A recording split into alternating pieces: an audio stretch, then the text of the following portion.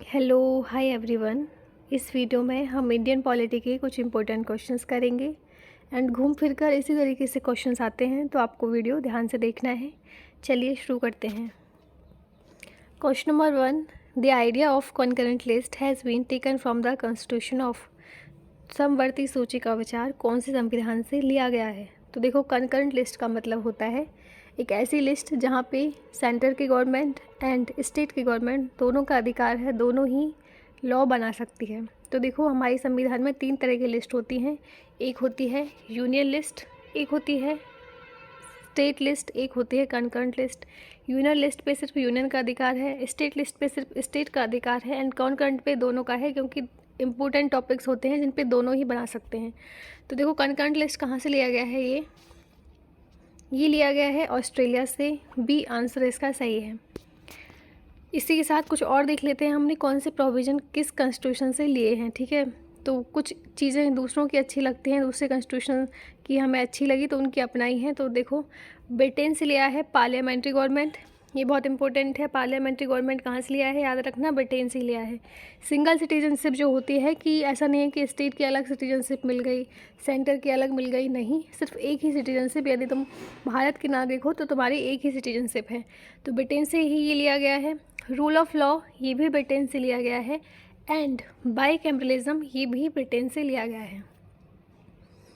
Ireland से बात करें तो देखो, बहुत इंपॉर्टेंट है, पूछा जाता है बार बार एग्जाम्स में। Directive principle of state policy किस देश से लिए गए हैं? तो ये है आयरलैंड से लिए गए हैं। ठीक है, मेंबर्स जो कि नॉमिनेट होते हैं राज्यसभा में प्रेसिडेंट के द्वारा, ठीक है, जो कि बाहर होते हैं ना, तो वो भी आयरलैंड से लिया गया है वो provision.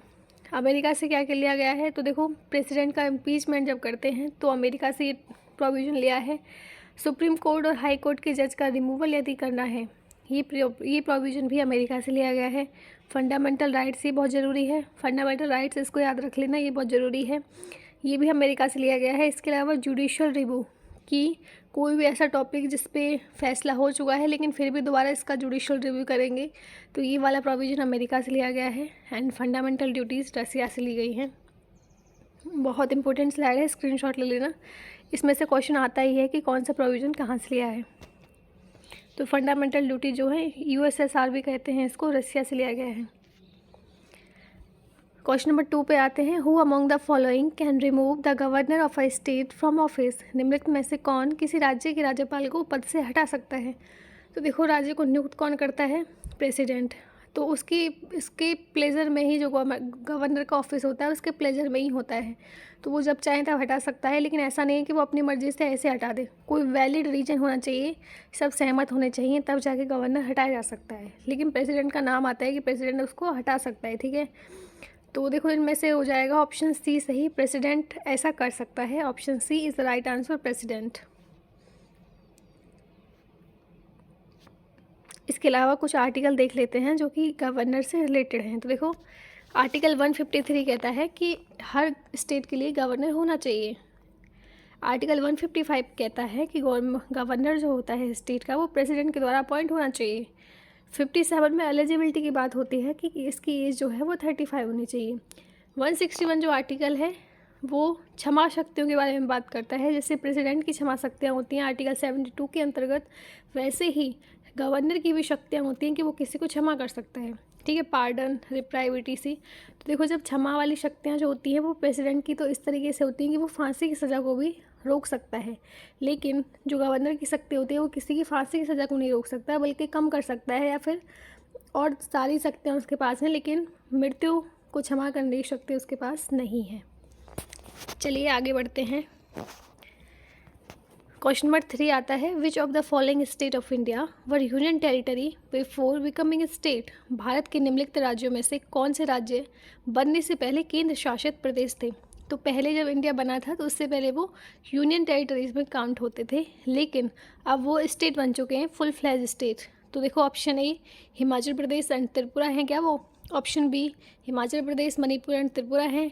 Option C Himachal Pradesh, Manipur, Sikkim and Tripura है। या फिर डी इनमें से कोई नहीं है। तो आपको बताना है, इसका सही आंसर है option B, Himachal Pradesh, Manipur and Tripura. ये 3 ऐसे स्टेट थे जो पहले यूनियन टेरिटरीज थे। तो देखो, 5 करंट के स्टेट जो कि पहले यूनियन टेरिटरी थे, तो उसमें से आता है गोवा, हिमाचल प्रदेश, मणिपुर, त्रिपुरा, मिजोरम। ये पांचों पहले यूनियन टेरिटरी थे लेकिन अब ये स्टेट बन चुके हैं, बहुत अच्छी बात है। तो गोवा की बात करें तो गोवा 1987 में स्टेट बना, हिमाचल प्रदेश 1971 में बना, मणिपुर एंड त्रिपुरा ये 1972 में बने, मिज़ोरम ये 1987 में बना एंड सिक्किम 1974 में बना 34 एंड 35 अमेंडमेंट के द्वारा। तो देखो इसमें जो ये क्वेश्चन है क्रम में भी लगाने में आ सकता है कि पहले कौन सा स्टेट बना, दूसरा कौन सा बना। तो देखो जैसे हिमाचल प्रदेश पहले दे दिया, मणिपुर बाद में दे दिया, गोवा पहले दे दिया, तो आपको क्रमबद्ध लगाने में भी क्वेश्चन आता है। तो इसका भी स्क्रीनशॉट ले लेना, काफ़ी ज़रूरी है, याद रखना, बार बार देखोगे तो याद हो जाएगा। क्वेश्चन नंबर 4 पे आते हैं। Demand for constituent assembly was accepted in which proposal of the British government. British सरकार के किस प्रस्ताव में संविधान सभा की मांग को स्वीकार किया गया था। तो ऑप्शन ए है Gandhi Irwin pact, option B है अगस्त ऑफर, ऑप्शन सी है क्रिप्स मिशन, ऑप्शन डी है कैबिनेट मिशन। तो इसका सही उत्तर है अगस्त ऑफर में संविधान सभा की मांग को स्वीकार किया गया था, ऑप्शन बी इसका सही उत्तर है। तो अगस्त ऑफर जो है वो वाइसराय लेथिंगो के द्वारा ऑफर मेड किया गया था एंड ये 1940 में था। क्या प्रॉमिस कर रहे थे ये कि जो एग्जीक्यूटिव काउंसिल है इसका एक्सपेंशन करेंगे, ठीक है, जो वाइसराय की एग्जीक्यूटिव काउंसिल होती है उसका एक्सपेंशन करेंगे, इसमें और ज़्यादा इंडियंस आएंगे। इसके अलावा इसको एक एडवाइजरी बार काउंसिल भी बनाया जाएगा जहाँ पे माइनॉरिटी के ओपिनियन को भी दिया जाएगा वेट, ठीक है, and recognition of Indian right to frame there on constitution, और उनको राइट दिया जाएगा इंडियन को कि वो अपना संविधान खुद बना सकते हैं। तो ये ऑप्शन भी इसमें सही है। क्वेश्चन नंबर 5 पे आते हैं। संघ शक्ति समिति यानी कि यूनियन पावर कमेटी के अध्यक्ष कौन थे। तो देखो ये क्वेश्चन भी बहुत आता है कि आपको कमेटी का नाम दे देंगे और आपको बताना है कि कौन उसके अध्यक्ष थे। तो जो यूनियन पावर कमेटी के अध्यक्ष थे, option A doctor Rajendra Prasad थे, ऑप्शन बी जवाहरलाल नेहरू थे, option C doctor Bhimrao Ambedkar थे, ऑप्शन डी सरदार वल्लभ भाई पटेल थे। तो इसका सही उत्तर है option B, Jawaharlal Nehru union power committee के अध्यक्ष थे। इसके अलावा कुछ और कमेटी देख लेते हैं जो एग्जाम में बार बार पूछी जाती है ना। तो देखो ड्राफ्टिंग कमेटी के कौन थे, ये भी बहुत इंपॉर्टेंट है, बार बार आता है, Bhimrao Ambedkar. Union power committee के जवाहरलाल नेहरू, अभी बताया। यूनियन कॉन्स्टिट्यूशन कमेटी के भी जवाहरलाल नेहरू थे। प्रोविंशियल कॉन्स्टिट्यूशन कमेटी जो कि प्रोविंस से रिलेटेड थी, क्षेत्रवाद से रिलेटेड थी, उसके थे वल्लभ भाई पटेल, बहुत ज़रूरी है। प्रोसीडर कमेटी थी राजेंद्र प्रसाद के अंतर्गत एंड स्टेट कमेटी के थे जवाहरलाल नेहरू, ठीक है। Committee for the function of constituent assembly, ये बहुत इंपॉर्टेंट है, इसको याद रखना, ये आ सकता है, इसके थे जीवी मावलंकर। ये भी स्लाइड इंपॉर्टेंट है, या तो पीडीएफ से देख लेना या फिर स्क्रीनशॉट भी आप ले सकते हैं। और इन्हीं से घूम फिर कर क्वेश्चन आते हैं। देखो जब एग्जाम में क्वेश्चन आते हैं ना तो हम कंफ्यूज हो जाते हैं कि वी है या सी है, लेकिन जब ध्यान से चीज़ें पढ़ी हो ना तो सही लगा सकते हैं। तो ये वीडियो है, इसमें वही क्वेश्चन मैंने डाले हैं जो बार बार एग्जाम से पूछे जाते हैं और हम कंफ्यूज हो जाते हैं। क्वेश्चन नंबर 6 पे आते हैं। भारत के संविधान की प्रस्तावना में निम्नलिखित में से किस प्रकार की स्वतंत्रता का उल्लेख नहीं है। Which of the following forms of liberty is not mentioned in the preamble of the constitution of India. तो प्रीएम्बल आपने पढ़ा होगा, we the people of India, कितना अच्छा है। तो देखो ऑप्शन ए है liberty of thought, option B है liberty of belief, option C है इकोनॉमिक लिबर्टी, ऑप्शन डी है liberty of faith and worship. तो इसका सही उत्तर है वो है ऑप्शन सी, इकोनॉमिक लिबर्टी। ये प्रीएम्बल में नहीं है मेंशन, बाकी तीनों थॉट की भी आपको छूट है, बिलीफ की भी है एंड फेथ एंड वर्शिप की है, ये तीनों मेंशन है, लेकिन इकोनॉमिक लिबर्टी इसमें मेंशन नहीं है। ऑप्शन सी इसमें सही हो जाएगा। इसी के साथ प्रीएम्बल अगर आपको देखना है तो ये है, We the people of India having solemnly resolved to constitute India into a sovereign, socialist, secular, democratic republic and to secure to all its citizens justice, social, economic and political, liberty of thought and expression, belief, faith and worship, equality of status and of opportunity and to promote among them all fraternity, assuring the dignity of the individual and the unity and integrity of the nation. In our Constituent Assembly, this 26th day of November 1949, do hereby adopt, enact and give the Constitution this ourselves this Constitution. तो देखो justice में बात करते हैं, social, economic and political justice, ये तीनों mention है। Liberty में thought, expression, belief, faith and worship, ये पांचों मेंशन है। इसका स्क्रीनशॉट ले लेना, इसमें से भी डायरेक्ट क्वेश्चन आता है कि कौन सा मेंशन है कौन सा नहीं है। इक्वलिटी ऑफ स्टेटस है, अपॉर्चुनिटी है, फ्रेटर्निटी का मतलब होता है भाईचारा, ठीक है, दूसरे की डिग्निटी को सलामत रखना, ठीक है, इंटीग्रिटी रखना नेशन में, ये सब चीज़ें मेंशन है। इसके अलावा ये पांचों भी मेंशन है, Soban, socialist, secular, democratic Republic, और 26 1949 को अडोप्ट कर लिया गया था। क्वेश्चन नंबर 7 पे आते हैं, who is the common chairman of 5 general council, 5 क्षेत्रीय परिषदों का समान अध्यक्ष कौन होता है। तो देखो, एक होती है नॉर्थर्न, एक होती है सेंट्रल जनरल काउंसिल, एक होती है ईस्टर्न, एक होती है वेस्टर्न, एक होती है साउथर्न। नॉर्थ ईस्ट की अलग होती है, ठीक है, ये तो ये पांचों होती हैं। चलिए कौन होता है इसका, इसके होते हैं यूनियन होम मिनिस्टर, ठीक है। चलिए देख लेते हैं, ये बहुत ज़रूरी है, देख लेते हैं। नॉर्थर्न जनरल काउंसिल में आता है कौन सा state, Haryana, Himachal Pradesh, Jammu Kashmir, Punjab, Rajasthan, national capital territory of Delhi and Chandigarh. Central की बात करें तो इसमें आता है छत्तीसगढ़, उत्तराखंड, उत्तर प्रदेश एंड मध्य प्रदेश। ईस्टर्न की बात करें तो इसमें आता है Bihar, Jharkhand, Orissa, Sikkim and West Bengal. Western general council की बात करें, इसमें आता है गोवा, गुजरात, महाराष्ट्र एंड दमन एंड दीव, ठीक है, दादरा एंड नागर हवेली। साउथर्न की बात करें तो इसमें आता है Andhra Pradesh, Karnataka, Kerala, Tamil Nadu and union territory of Puducherry, ठीक है।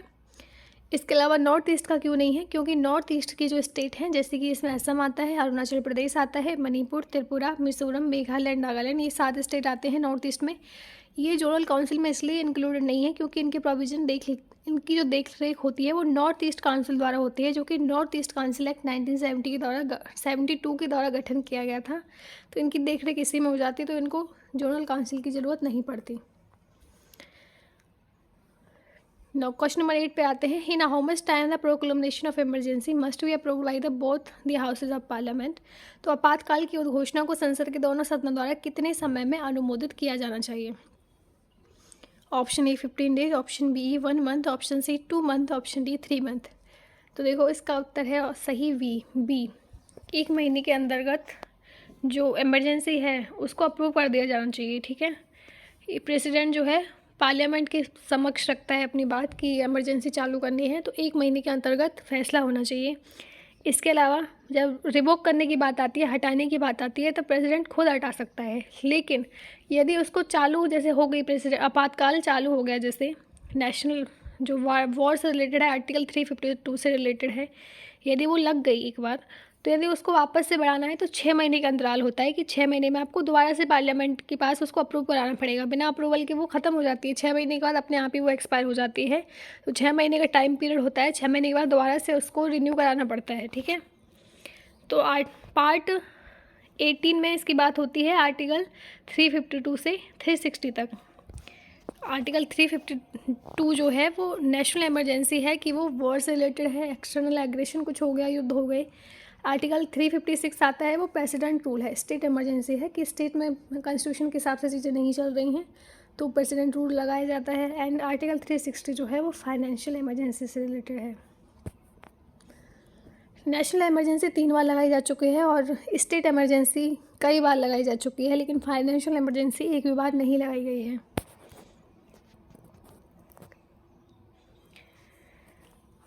क्वेश्चन नंबर 9 पे आते हैं, the question of disqualification of A member of state legislature is decided by.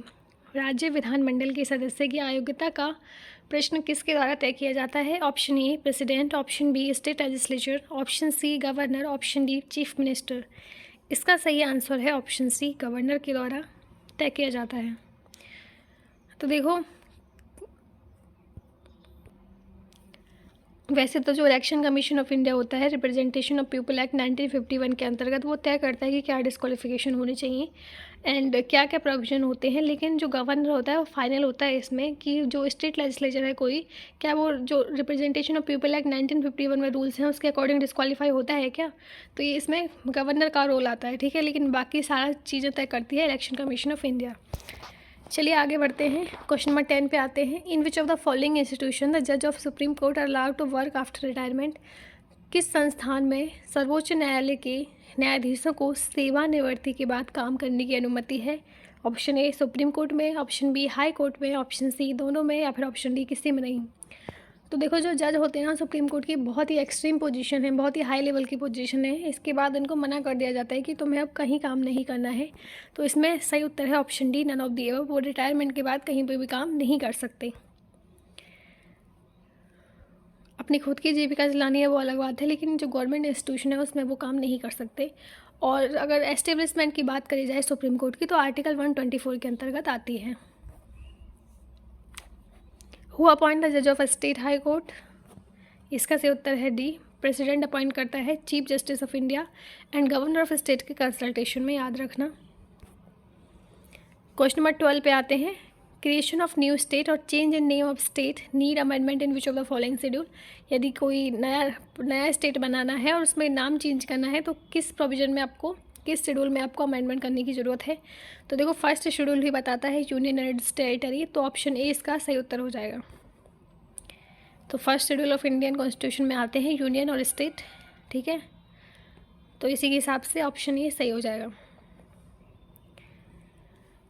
Which of the following lead to termination of session of the house? निम्नलिखित में से किसके कारण सदन का सत्र समाप्त हो जाता है? तो इसका सही उत्तर है ऑप्शन सी, प्रोरोगेशन। एक ऐसा हमारा टॉपिक है जिसके हिसाब से जो टर्मिनेशन है सेशन का वो हो जाता है। तो देखो, एडजमेंट का मतलब होता है, इसमें से देख लेते हैं, बहुत ज़रूरी है, इसमें से क्वेश्चन आता है। चारों इंपॉर्टेंट हैं, चारों आपको पता होने चाहिए किस किस चीज़ से रिलेटेड है। एडजमेंट सिर्फ स्पेसिफाइड टाइम के लिए, कि दो दिन के लिए, 4 दिन के लिए, 10 दिन के लिए, वो जो सिटिंग होती है ना वर्क की, उसको सस्पेंड करता है सिर्फ, ठीक है। एडजमेंट का काम होता है सिर्फ सस्पेंड करना स्पेसिफाइड टाइम के लिए, कि बता दिया गया है कि फिर से जो सत्र है वो इस टाइम पे शुरू होगा, ठीक है। लेकिन जो एडजमेंट साइन डाई, इससे थोड़ा एडवांस हो गया। ये तो टाइम बता के सस्पेंड कर रहा है कि इतने टाइम में वापस आ जाएंगे। एडजमेंट साइन डाई जो होता है वो इंडिपेंडेंट पीरियड के लिए, ठीक है, कि टर्मिनेट कर दी सिटिंग ऑफ पार्लियामेंट, लेकिन बताया नहीं है कि कितने टाइम बाद हम वापस सत्र शुरू करेंगे। लेकिन एक नोटिस जारी कर दिया जाता है बाद में जब भी चालू करना है, लेकिन टाइम पीरियड नहीं बताया जाता है। प्रोरोगेशन का मतलब होता है सिटिंग तो टर्मिनेट हो ही गई है, इसके अलावा हाउस का सेशन है वो भी ख़त्म हो गया है, ठीक है। डिसोल्यूशन का मतलब होता है कि जो लाइफ है एग्जिस्टिंग हाउस की, जो पहला जो लोकसभा का हाउस है उसको ही डिजोल्व कर दिया गया है, और जनरल इलेक्शन के बाद जो दूसरा हाउस बनेगा वो तब बनेगा, और डिसोल्यूशन मतलब कंप्लीट ख़त्म, ठीक है।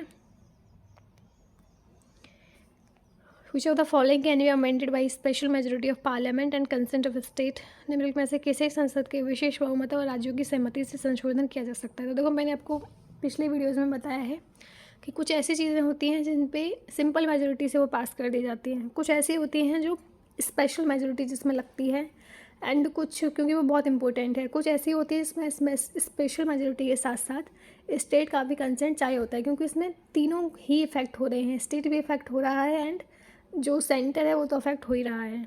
तो देखो, इसमें है ऑप्शन ए सही, जब प्रेसिडेंट के इलेक्शन करवाते हैं तो इसमें स्टेट का भी कंसेंट चाहिए होता है और पार्लियामेंट का भी। क्वेश्चन नंबर 15 पे आते हैं। Which act of British parliament transfer the power of East India company to British crown? कौन सा एक्ट था ब्रिटिश पार्लियामेंट का जिसके अंतर्गत जो ईस्ट इंडिया कंपनी की शक्तियाँ थी वो ब्रिटिश क्राउन को सौंप दी गई? इसका सही आंसर है option B, government of India act 1858। तो 1858 के एक्ट के अकॉर्डिंग ये भी क्वेश्चन बहुत आता है, इसको भी याद रखना। तो जो ईस्ट इंडिया कंपनी की शक्तियाँ थी, जो खुद मोनोपोली बनाए बैठे थे इंडिया में, तो वो ब्रिटिश क्राउन के अंतर्गत आ गई। अब भाई देखो, देश कोई भी हो, अब देश की कोई कंपनी कहीं बाहर चली जाए और उसका पूरा दबदबा चल रहा है, तो देश को ही पसंद नहीं आएगा, तो देश अपने ऊपर लेने की कोशिश करेगा कि नाम तो मेरा है इसमें। तो इसी तरीके से ऑप्शन बी इसका सही उत्तर है, और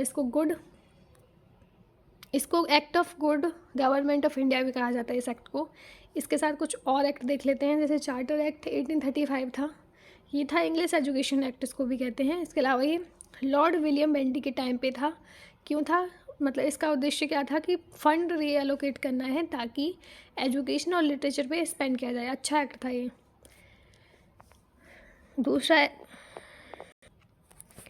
दूसरा एक्ट है गवर्नमेंट ऑफ इंडिया एक्ट 1858, इसको act for good government of India भी कहा जाता है।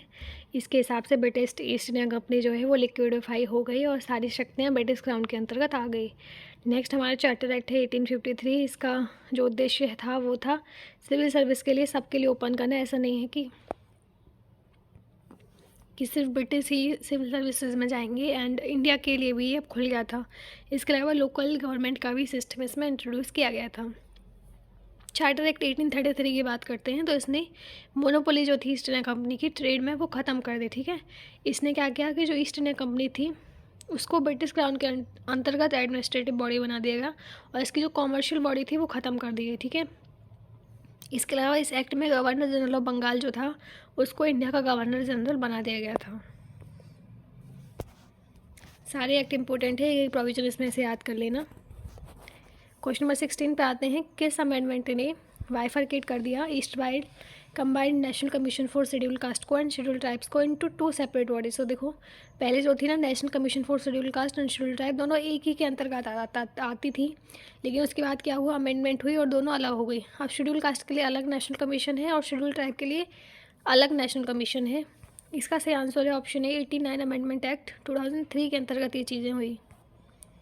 तो 19 अब इसके अलावा कुछ और इम्पोर्टेंट अमेंडमेंट हम देख लेते हैं। तो देखो 91st अमेंडमेंट एक्ट 2003 जो है इसमें क्या था कि जो टोटल नंबर ऑफ़ मिनिस्टर हैं प्राइम मिनिस्टर को इंक्लूड करके वो लोकसभा में जितने भी मेंबर हैं उनके 15% से ज़्यादा नहीं होने चाहिए। ये 1991 अमेंडमेंट एक्ट के द्वारा बताया गया था। 96 अमेंडमेंट में क्या था कि जो ओडिया होती थी उसकी जगह हम ओडिया बोलेंगे। ठीक है, 99th अमेंडमेंट एक्ट 2014 जो है इसने नेशनल जुडिशियल अपॉइंटमेंट कमीशन बनाई, ये जजेस से रिलेटेड है। ठीक है, क्वेश्चन नंबर 17 पे आते हैं, constitution of India came into effect from. ये क्वेश्चन बहुत आता है और बहुत सिंपल सा क्वेश्चन है लेकिन बहुत कन्फ्यूजन भी हो जाती है इसमें। तो देखो इसका सही उत्तर है ऑप्शन बी 26 जनवरी 1950 को इफेक्ट में आया, लेकिन बना कब था, 26 नवंबर 1949 को बना था, लेकिन अडॉप्ट हुआ था 26 जनवरी 1950 को। इफेक्ट में आया और 26 जनवरी 1950 को याद रखना। क्वेश्चन नंबर 18 में आते हैं, क्रिश्चियन मिशन जो था वो were allowed to spread their religion in India. तो किस एक्ट के अंतर्गत क्रिश्चियन मिशनरी ने अपने रिलीजन को बढ़ावा दिया? तो ये था ऑप्शन बी चार्टर एक्ट 1813 के अकॉर्डिंग। इसके अलावा इसमें से जो इम्पोर्टेंट है 33 और 1853 तो ये पहले कवर हो गए हैं। 1784 देख लेते हैं। तो देखो इसमें जो पहले जो एक्ट हुआ था उसके और भी बेटर रेगुलेशन हो सके और भी अच्छे से अफेयर्स मैनेजमेंट किए जा सके, इसलिए पिट्स इंडिया एक्ट 1784 आया था। ठीक है, member of Rajya Sabha elected by, इसका सही उत्तर है elected member of legislative assembly. तो जो मेंबर हैं राज्यसभा के जो इलेक्टेड मेंबर हो चुके हैं लेजिस्लेटिव असेंबली के उसी द्वारा ये नियुक्त किए जाते हैं। क्वेश्चन नंबर 20 पे आते हैं, राष्ट्रपति जो है president address both the houses of parliament assemble together. जो राष्ट्रपति है वो दोनों हाउस को कब संबोधित करते हैं? Option A during emergency, option B every session, option C first session after each general election and the first session of each year, option D any session. इसका सही आंसर है ऑप्शन सी। तो जो प्रेसिडेंट है वो एड्रेस कब करते हैं? जब जनरल इलेक्शन के बाद पहला सेशन होता है। ठीक है, तो थोड़ा इंट्रोडक्शन के लिए वो उसको संबोधित करते हैं और जब फर्स्ट सेशन होता है किसी भी साल का तब करते हैं। क्वेश्चन नंबर 21 पे आते हैं, high court issued it under article, option A 220, option B 221, option C 223, option D 226। तो इसका सही उत्तर है ऑप्शन डी। तो देखो हाई कोर्ट और सुप्रीम कोर्ट दोनों के पास ही ये शक्तियाँ होती हैं कि वो रिट जारी कर सकते हैं, लेकिन फ़र्क सिर्फ इतना है कि सुप्रीम कोर्ट जो है वो आर्टिकल 32 के अकॉर्डिंग सिर्फ फंडामेंटल राइट का जब उल्लंघन होता है तो वो रिट जारी कर सकते हैं, लेकिन हाई कोर्ट की इसमें थोड़ी ज़्यादा शक्तियाँ हैं। वो फंडामेंटल राइट के साथ साथ अगर किसी के लीगल जो राइट हैं वो छिन जाते हैं, कॉन्स्टिट्यूशनल राइट छिन जाते हैं, तो उसमें भी वो रिट जारी कर सकते हैं। तो हाई कोर्ट 226 के अकॉर्डिंग 5 जो रिट होती है हमारी, हैवियस कॉर्पस, मैंडेमस, सर्टेररी, प्रोहिबिशन, ये सारी जो है रिट ये supreme court and high court दोनों कर सकते हैं, लेकिन हाई कोर्ट के पास थोड़ी ज़्यादा शक्तियाँ हैं इस मामले में, क्योंकि सुप्रीम कोर्ट का तो मेन ही काम वो है कि यदि फंडामेंटल राइट मौलिक संविधानों अधिकारों का उल्लंघन होता है तो ही वो अपना जो है दखल देते हैं। ठीक है, एक मिनट, इसमें ही गलत लिखा है, इसमें 226 आएगा।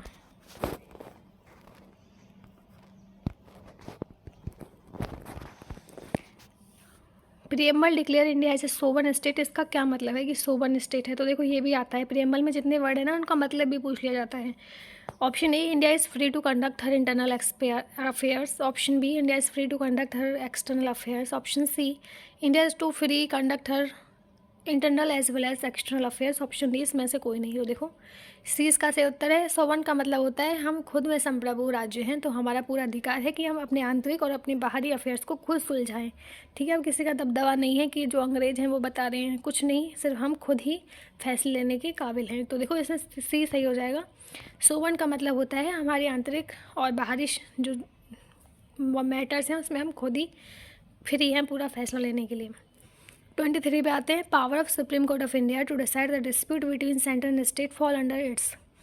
जो पावर होती है सुप्रीम कोर्ट की बहुत ज़्यादा पावर्स हैं और बहुत स्पेशल बॉडी इसको बना दिया गया है।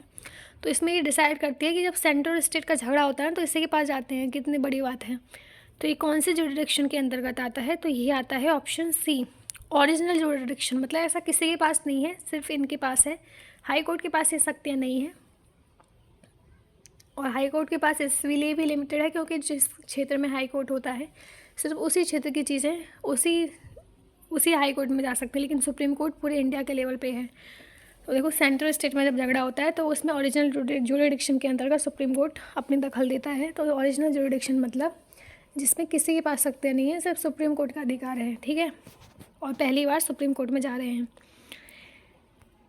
इसके साथ कुछ हम और जुरिडिक्शन देख लेते हैं जो ज़रूरी हैं और पेपर में आ सकते हैं। तो देखो एडवाइजरी जुरिडिक्शन वो होता है कि कोई लॉ का मैटर है, ठीक है, अगर किसी को नहीं पता, किसी लोअर कोर्ट को या फिर किसी कॉन्स्टिट्यूशनल बॉडी को, तो एडवाइस ले सकता है हाई कोर्ट से। अगर किसी को कोई चीज़ें नहीं पता तो एडवाइस लेने में कोई बुरी बात नहीं है। ठीक है, तो एडवाइजरी जुरिडिक्शन का मतलब होता है कोई भी कॉन्स्टिट्यूशनल मैटर हो या फिर लॉ का मैटर हो तो एडवाइस ले सकते हैं। एपेलेट जुरिडिक्शन का मतलब होता है कि यदि कोई लोअर कोर्ट है, ठीक है, छोटी जो कोर्ट है, उसने कोई फैसला सुना दिया गया है, उसको रिव्यू करने का अधिकार उससे बड़ी कोर्ट पे होता है। ठीक है, एपेलेट मतलब कोई अगर किसी को लग रहा है कि गलत फैसला है तो वो दूसरी कोर्ट के पास जा सकता है जो इससे बड़ी है। कि अगर लोअर कोर्ट में सुना दिया गया तो वो हाई कोर्ट के पास चले जाएंगे। ठीक है, ओरिजिनल जुरिडिक्शन का मतलब होता है कि किसी के पास सिर्फ ओरिजिनल जुरिडिक्शन है, कि वो किसी और के पास नहीं जा सकता, सिर्फ उसी में वो शक्तियाँ हैं। जैसे फॉर एग्जांपल जैसे दो स्टेट का झगड़ा हो जाता है, ये सब चीज़ें ओरिजिनल जुरिडिक्शन के अंतर्गत आती हैं। कॉन्स्टिट्यूशनल जुरिडिक्शन का मतलब होता है authority of the court to hear and determine case. तो मतलब किसी कोर्ट के पास अथॉरिटी है कि वो केसेस को सुने और उनका फैसला सुनाए। नेक्स्ट क्वेश्चन है, राज्य मंत्रिपरिषद के सदस्यों की पद की शपथ किसे दिलाई जाती है? तो ये ऑप्शन है गवर्नर दिलाता है। क्वेश्चन नंबर 25 पे आते हैं। द पार्लियामेंट कैन रेस्ट्रिक्ट और abrogate by law the fundamental right with respect to. संसद कानून द्वारा मौलिक अधिकारों को प्रतिबंधित या निरस्त कर सकती है। तो देखो इसमें ऑल ऑफ द अबव हो जाएंगे। मेंबर ऑफ आर्म फोर्स के भी, force charge with maintenance of public order के भी, person employed in any bureau और any organisation established by the state for purpose of intelligence के सभी हैं। तो इसी के साथ हमारा वीडियो समाप्त होता है। ये क्वेश्चन आपके लिए, आपको बताना है कि इसका सही उत्तर क्या है। Who appoint the CAG, comptroller and auditor general को कौन अपॉइंट करता है? बहुत सिंपल सा क्वेश्चन है।